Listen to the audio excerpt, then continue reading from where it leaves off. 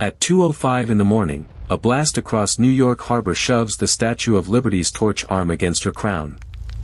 Iron inside the monument bends. Her torch remains lit, but the public will never be allowed inside it again. German agents did this while the United States was still officially neutral. The mystery is not why the torch closed.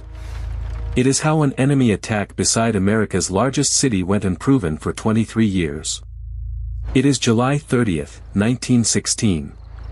Across the water from Manhattan, Black Tom looks less like an island than an industrial machine. Inside this terminal are roughly 2 million pounds of shells, ammunition, and explosives. They are not meant for American soldiers. They are waiting to cross the Atlantic for Britain and France, nations already at war with Germany. America calls itself neutral. Its factories do not.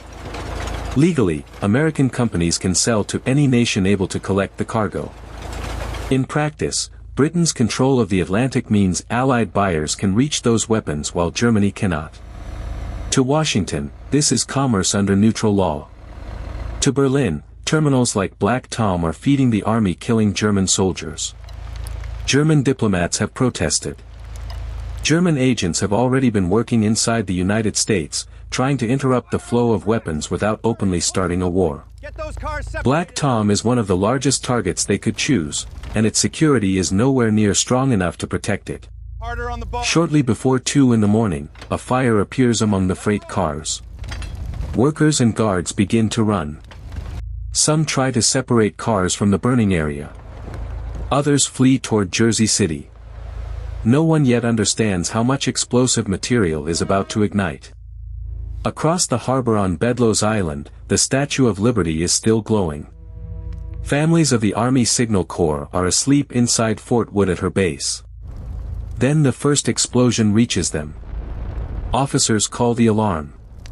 A bugle sends soldiers into motion. Women and children are hurried toward the eastern side of the old fort, using its stone walls for protection. Through the windows, the sky over Black Tom is turning orange. At 2:05, the largest blast erupts. The pressure wave races across the harbor. Windows break in Manhattan and Jersey City. On Ellis Island, glass falls, part of the main building's roof collapses, and frightened detainees and staff are evacuated. On Bedloes Island, fragments tear into buildings and strike the statue's right side. A 4-inch thick iron door is wrenched inward. High above, Liberty's raised arm is driven against the spikes of her crown. The impact damages the internal framework supporting the arm and torch. For nearly 2 hours, burning debris continues to fall. Yet the torch is still shining above the harbor. By daylight, Black Tom is a landscape of twisted rails, wrecked freight cars, and flooded craters. Investigators know this was more than an industrial accident.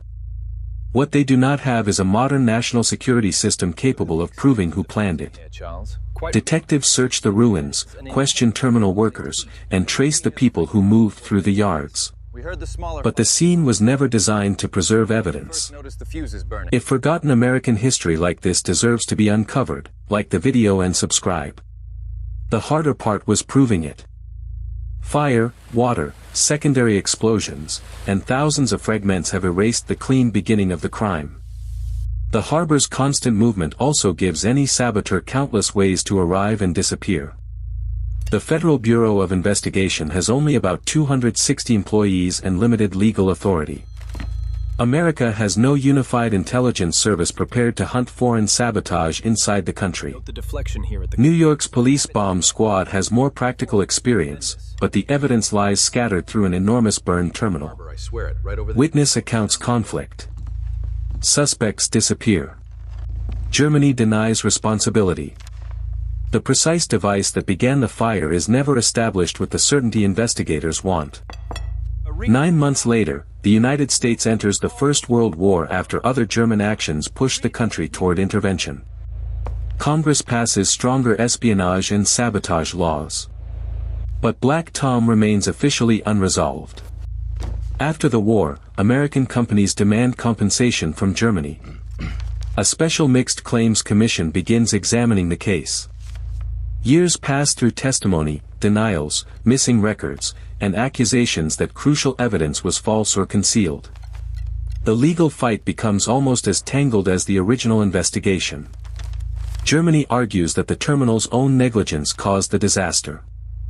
American claimants must do more than show that German agents were operating in the country, they must connect those networks to this exact fire on this exact night. In 1930, the claims are dismissed. But the case does not die. New challenges allege that testimony and records used in Germany's defense were unreliable or concealed. The Commission agrees to hear the evidence again. Investigators reconstruct networks of German agents and connect the harbor attack to a broader sabotage campaign on American soil. Finally, in 1939, 23 years after the explosion, the Commission holds Germany responsible for Black Tom. A financial settlement follows, with payments continuing long after another world war has begun and ended. But one consequence never changes. The statue's arm is repaired and stabilized, yet the narrow route into the torch is judged unsafe for visitors. When the statue is restored in the 1980s, the original torch is removed and a new gold-covered flame takes its place. Today, the original stands inside the Statue of Liberty Museum. National Park Service workers can still reach the new torch for maintenance, but only by climbing a narrow 40-foot ladder inside the arm. The public stops at the crown. So when you look across New York Harbor and see Liberty's torch above the water, you are also looking at the last closed room from a forgotten attack on America, an attack carried out before the country believed it was at war.